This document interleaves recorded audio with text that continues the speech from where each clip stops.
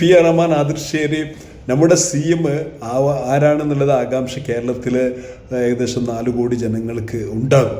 അപ്പോൾ അത് ഇപ്പോഴും തീരുമാനമായിട്ടില്ല. ഞാനൊരു പാർട്ടിയെ വിമർശിക്കല്ല, പ്രിയപ്പെട്ട കോൺഗ്രസ്സുകാരോട് ചോദിക്കും എന്തുകൊണ്ട് ഇത് സംഭവിച്ചു, അതിന് നിങ്ങൾ ആൻസർ കണ്ടെത്തണം.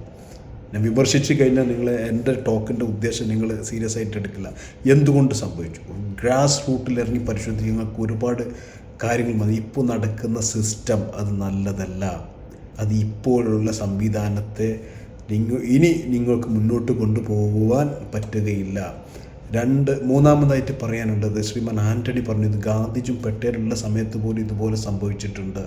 അന്നത്തെ അണികളല്ല ഇന്നത്തെ അണികളുള്ളത്. അന്ന് ഇന്ത്യക്ക് സ്വാതന്ത്ര്യം കിട്ടുക എന്നതാണ് മുഖ്യ അജണ്ട. അപ്പോൾ അതിൽ ഈ ലീഡർഷിപ്പിലെ ഉള്ളിലെ ഗെയിമൊന്നും പുറത്ത് അറിയാൻ അല്ലെങ്കിൽ അണികൾ കൂടുതൽ അറിയാൻ ചാൻസ് ഇല്ലായിരുന്നു. രണ്ടാമത്, നമ്മളെ സംബന്ധിച്ചിടത്തോളം ഈ മീഡിയകൾ അത്ര ശക്തരല്ലായിരുന്നു. അതുകൊണ്ട് ഇന്ത്യയിലുള്ള പൊളിറ്റിക്സൊന്നും ജനങ്ങൾ അറിയില്ലായിരുന്നു.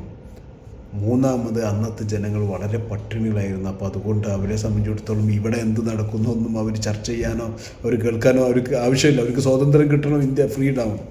അപ്പോൾ അതേ സിസ്റ്റം തന്നെ നിങ്ങൾ മുന്നോട്ട് കൊണ്ടുവന്നുകയാണെങ്കിൽ വലിയ പരാജയം ഭാവിയിലുണ്ടാകും. അപ്പോൾ അതുകൊണ്ട് ഒരു പാർട്ടിയുടെ സിസ്റ്റം പ്രൊസീജിയറിൽ പെശകുണ്ട് എന്ന് അംഗീകരിക്കുകയോ ഒന്ന് പരിശോധിക്കുകയോ ചെയ്യുന്നത് നല്ലതായിരിക്കും.